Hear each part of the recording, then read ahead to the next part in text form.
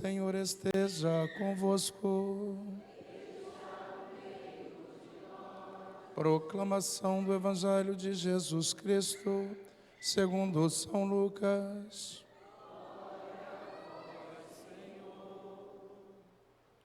Aconteceu que, caminhando para Jerusalém, Jesus passava entre a Samaria e Galiléia. Quando estava para entrar num povoado, 10 leprosos vieram ao seu encontro. Pararam à distância e gritaram: Jesus, mestre, tem compaixão de nós.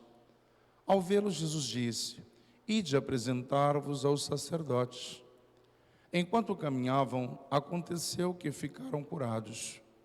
Um deles, ao perceber que estava curado, voltou glorificando a Deus em alta voz. Atirou-se aos pés de Jesus com o rosto por terra e lhe agradeceu. E este era um samaritano. Então Jesus lhe perguntou: Não foram 10 os curados? E os outros 9, onde estão? Não houve quem voltasse para dar glória a Deus, a não ser este estrangeiro? E disse-lhe: Levanta-te e vai, tua fé te salvou. Palavra da salvação.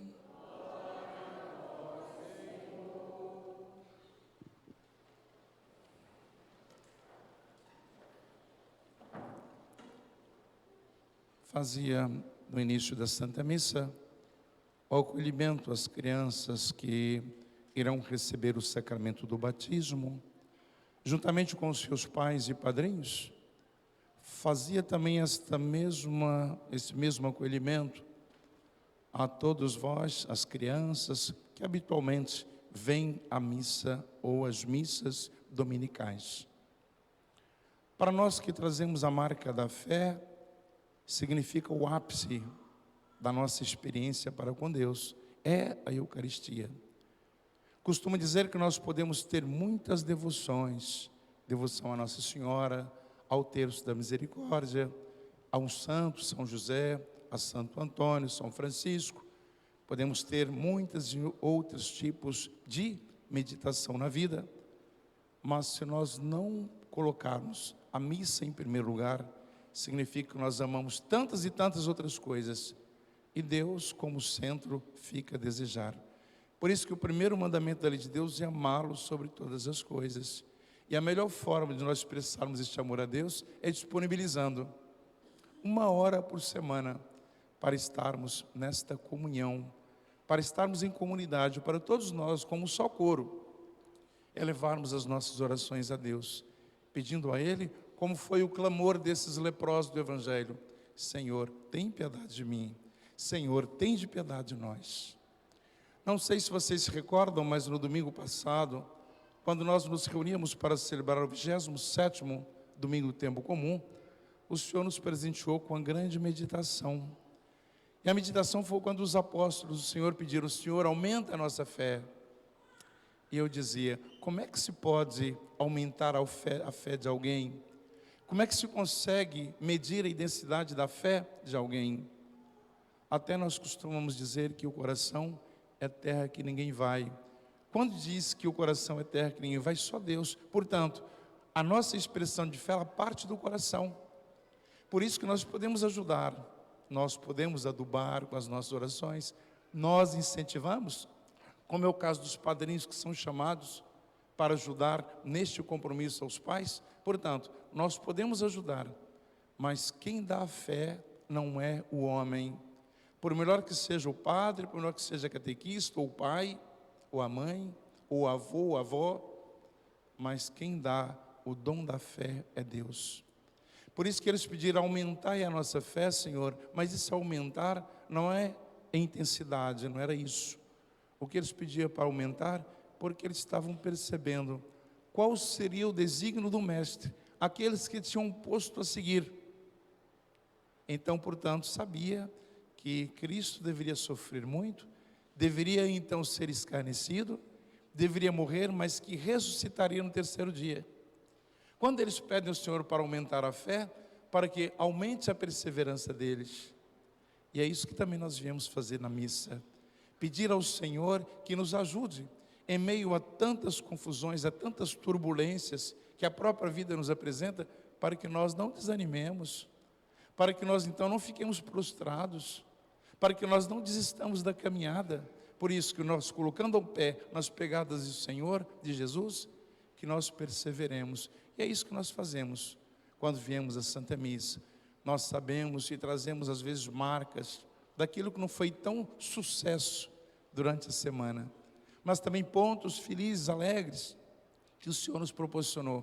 Por isso que o domingo, considerado como dia do Senhor, é o dia que nós viemos a Eucaristia, a Santa Missa, para o colocar na patena e no cálice do Senhor, tudo aquilo que nós tivemos essa semana que se passou, que tenham sido momentos bons, menos bons, colocamos tudo no cálice e na patena do Senhor, e num ato de confiança, perseverança e esperança, nós colocamos essa semana que nós não sabemos como será ela, mas é muito melhor nós vivermos quando nós depositamos essa confiança em Deus, do que quando nós confiamos em nós próprios, ou depositamos a nossa confiança nos homens.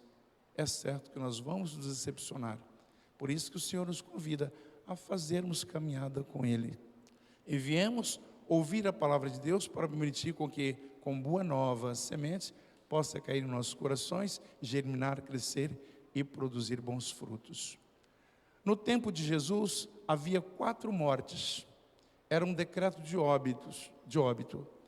Então, o primeiro, a pessoa pobre. A pessoa pobre era considerada para eles, para os judeus sobretudo, como uma pessoa que não deu valor ao tesouro que Deus, ou os dons que Deus lhe havia concedido. Portanto, eram pessoas discriminadas, colocadas à parte. Porque é como se tivesse enterrado os dons. Porque Deus concedeu os dons, Ele enterrou. Então, num ato de preguiça ou de comodismo, não fez crescer ou multiplicar os dons. Era passado um atestado de óbito a essas pessoas. O segundo, quando era considerado como pagão. Pagão significa cego, não consegue enxergar, não consegue ver o sinal de Deus em lado nenhum. Portanto, eram pessoas discriminadas, pessoas colocadas à parte. Já que tu não tens a luz de Deus, pois tu caminhas nas trevas, portanto é um cego, discriminado. Um terceiro, aqueles que eram estéreis, que não tinham os filhos, não podiam, conceber. Justamente buscando a expressão do livro do Gênesis, crescei e multiplicai-vos. Portanto, se eram considerados como estéreis, como um grande castigo de Deus. Portanto, não tem a força, não tem o poder de conceber. Então também era outra raça, outro povo colocado à parte. E a quarta categoria de povo que recebiam um atestado de óbito, eram aqueles que adquiriam a lepra, uma doença terrível da altura, uma doença que ficavam as pessoas à margem, eram discriminadas, porque se vivesse na sociedade, então contagiavam todos. Portanto, em muitas vezes, quando o judeu encontrava um leproso, eles apanhavam em pedras, pegavam um pedaço de paus e atiravam nessas pessoas. Sabem onde essas pessoas se refugiavam? Nos cemitérios, porque ninguém convive, ninguém mora, não há sociedade no cemitério, isso é dos mortos, mas vivos não. Portanto, viviam escondidos nos cemitérios. E, para todos os efeitos, se um leproso era uma pessoa impura, uma pessoa castigada por Deus, portanto, estas pessoas no cemitério, com as pessoas mortas, eram pessoas do além, também lá era o lugar delas. Portanto, não podiam conviver na sociedade.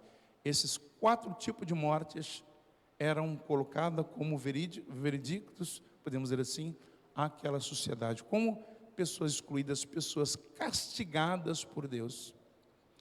Através da primeira leitura, então é nos colocado a seguinte expressão, através do livro dos reis, de que Naamã, ele tinha um grande privilégio por ser rei, e um rei que dominava boa parte da Síria e boa parte de Israel. Portanto, era um homem poderosíssimo. E este homem tinha, de fato, muita inteligência, muita habilidade para governar. Só que sucedeu que Naamã, ele recebeu a doença. Então, essa doença, que antigamente era considerada como incurável, como um grande castigo de Deus. Naamã, ele recebia prodígios, mas por cultuar um Deus pagão. Tudo aquilo que sucedia com ele, atribuía a esse Deus, e inclusive os sucessos no seu governo. Portanto, quando ele recebe esta doença, a lepra, é contagiado, então ele começa a perguntar a Deus, esse Deus pagão, Deus com D minúsculo: afinal de contas, onde eu errei? Por que então me deste essa doença terrível? E pior ainda, porque vivia discriminado, não podia estar perto dos seus súditos. Houve uma moça que era justamente da terra, não é, de Israel, uma israelita, e ela então soube da fama do profeta Eliseu. Então ele soube disso. Esta menina foi falar com ele, com Naamã: vai ter com Eliseu. Eliseu era um discípulo de Elias. Elias era aquele que, quando estava para ser arrebatado, então ele disse a Eliseu: fica perto de mim, que quando eu for arrebatado numa carruagem de fogo, tudo aquilo que Deus me concedeu como dons, então será desprendido, solto de mim, e recairá sobre ti. Tu poderás fazer as mesmas obras que eu faço, ainda melhor do que as que eu fiz. E portanto, Eliseu, um profeta forte em obras, em palavras, por conta desses dons recebidos de Eliseu, ou melhor, de Elias. Então, quando Naamã visita, vai ter com Eliseu, o que sucede? Eliseu diz: pede a ele, para antes de chegar aqui perto de mim, passa então no Rio Jordão e mergulha 7 vezes. E no nosso pensamento humano, se nós vamos ter com alguém, uma pessoa que nós achamos que é uma pessoa divina, um homem de Deus, e esse homem recusa recebê-lo, nós ficamos todos tristes, ficamos decepcionados.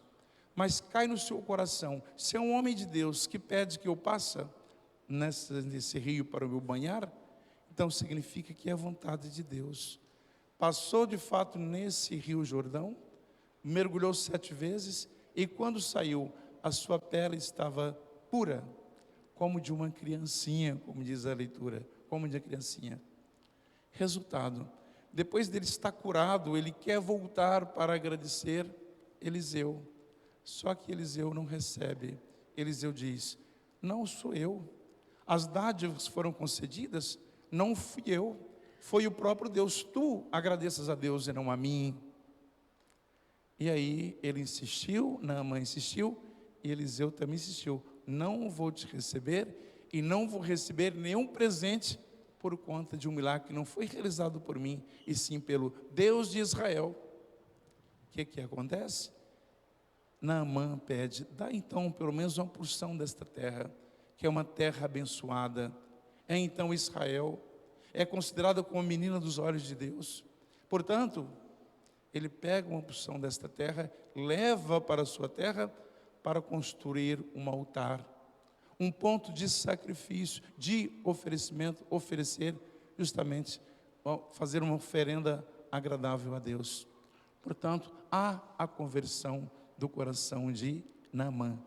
Antes adorava um Deus pagão, agora já não adora mais um Deus pagão, mas o Deus de Israel, o Deus dos deuses. Portanto, esta mensagem para nós hoje é a seguinte: quantos tipos de deuses nós temos na vida? Embora nós dizemos que somos católicos, embora nós vamos à missa aos domingos, nós temos compromisso com o nosso batismo, achamos que temos, mas e quantos ídolos nós colocamos acima do amor de Deus, acima de Deus?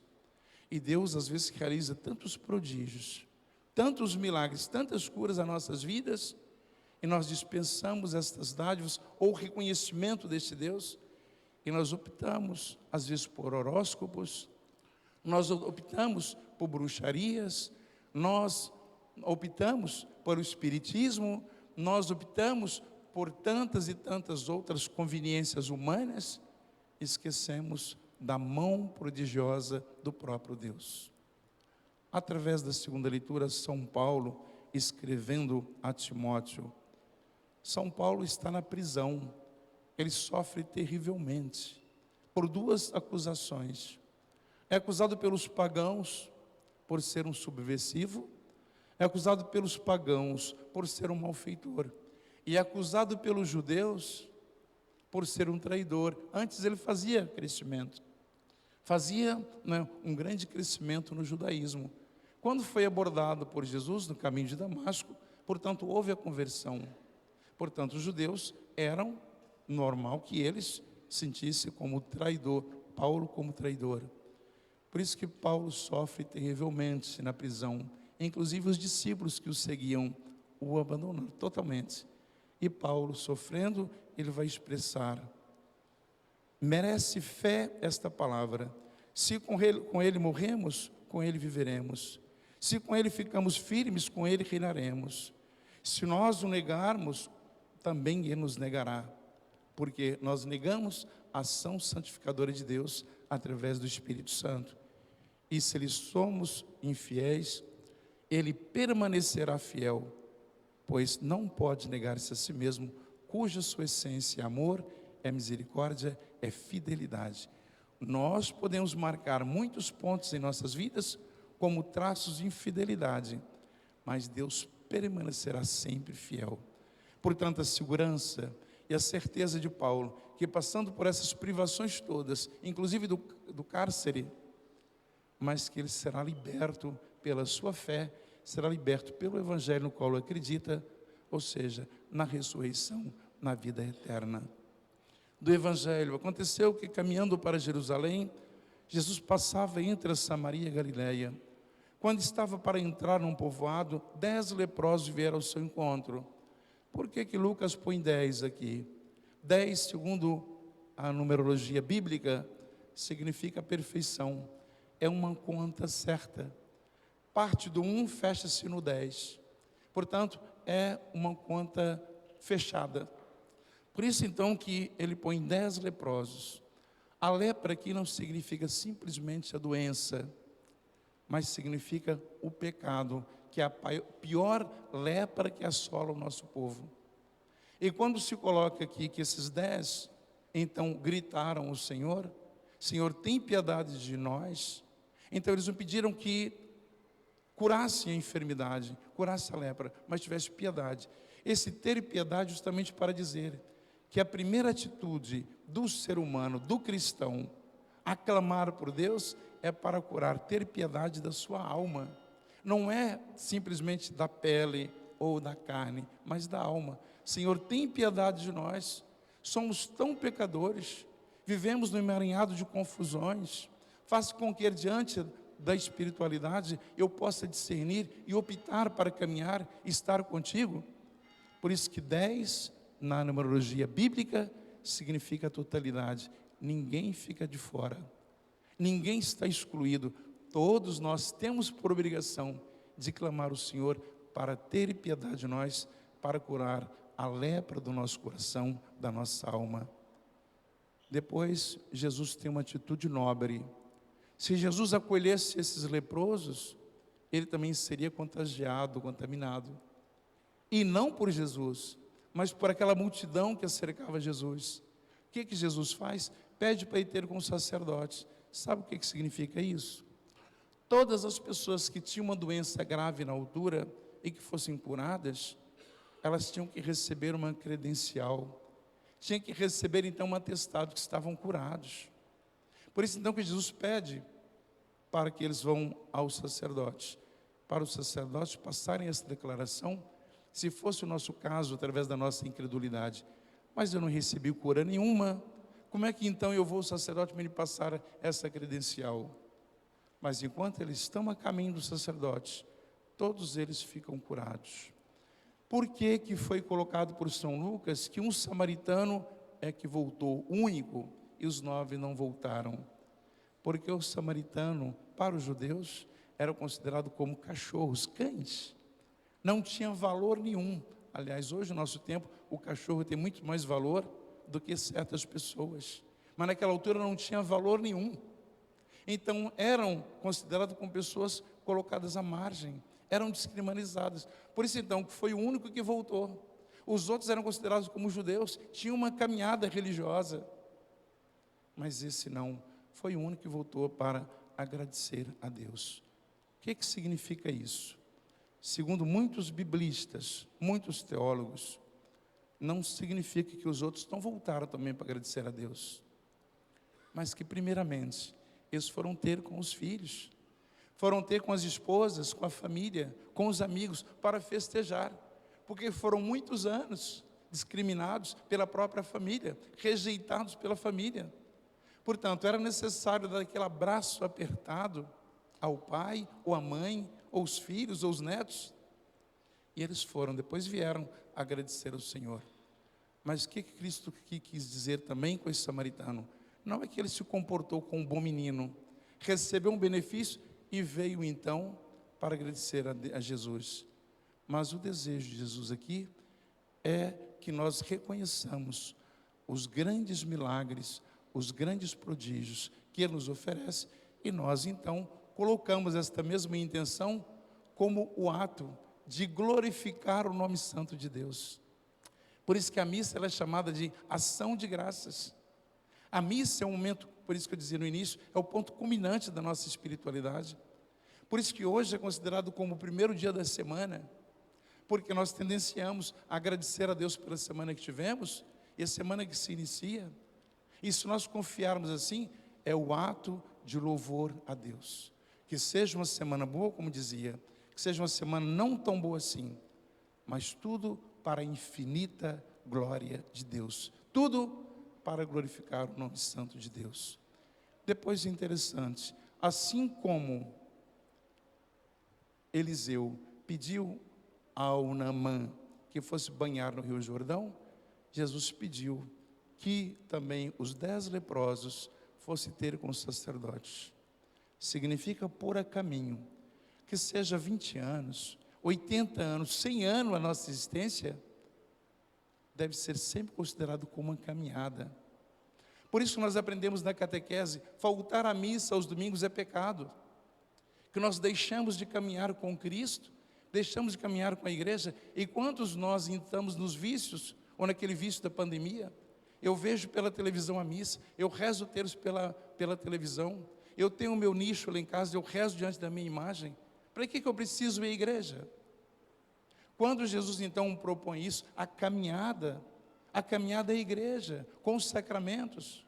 Queridos pais que hoje apresentam os vossos filhos para o batizado, o batismo é a porta de entrada, mas ainda existem mais de 2 considerados como os sacramentos da iniciação cristã, que é o sacramento da Eucaristia e do Crisma.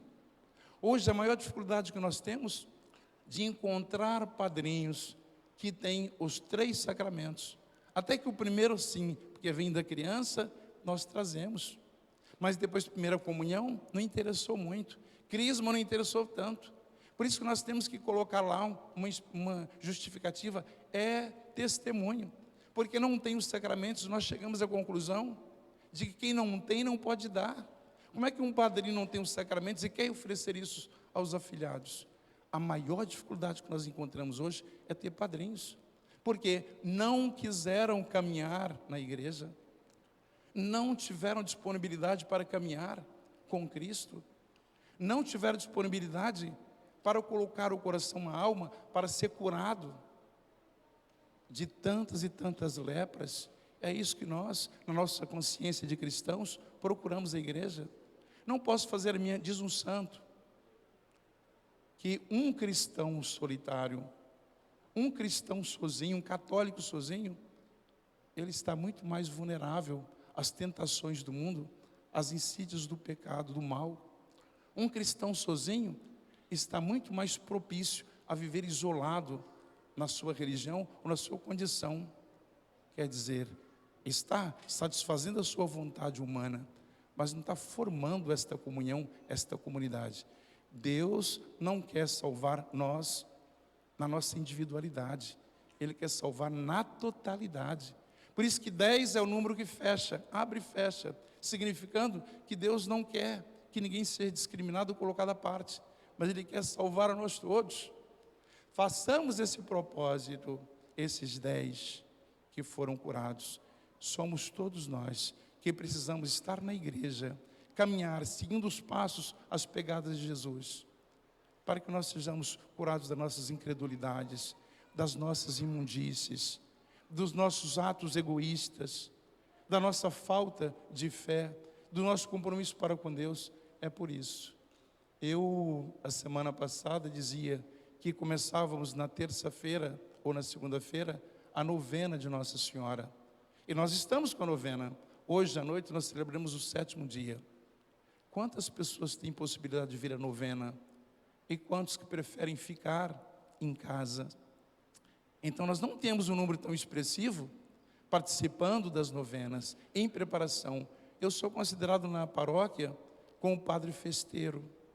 Mas a festa não é para ganhar dinheiro, não é isso que eu quero. A festa não é simplesmente para desperdiçar tempo, não é isso que eu quero. A minha proposta em colocar as festas, em promover as festas, para que nós possamos conviver. Se chegarem em casa e perguntaram de vocês, quem é que estava ao teu lado direito, ao lado esquerdo, atrás, na frente? Vão dizer, eu não sei, desconheço. Mas quando nós promovemos estas festas, temos possibilidade de conversar um com os outros, saber como é que ele está, de onde, qual é a sua procedência, por que está na igreja naquela festa. Nós temos possibilidade de nos convivermos. É a comunhão com Cristo, é a comunhão com os irmãos. Portanto, não é porque o Padre José é festeiro, gosta e quer dinheiro, não é isso. Não é isso. Mas para nós, vivemos em sintonia com a comunhão com Cristo, a comunhão com Deus. Por isso, que nós temos por obrigação também, dentro da nossa sã consciência católica, de irmos todos os domingos à Santa Missa. É o nosso compromisso em abraçarmos o primeiro mandamento da lei de Deus, amá-lo sobre todas as coisas, e depois amar o próximo. E esse amar o próximo é justamente nesse convívio, no qual a própria igreja nos proporciona.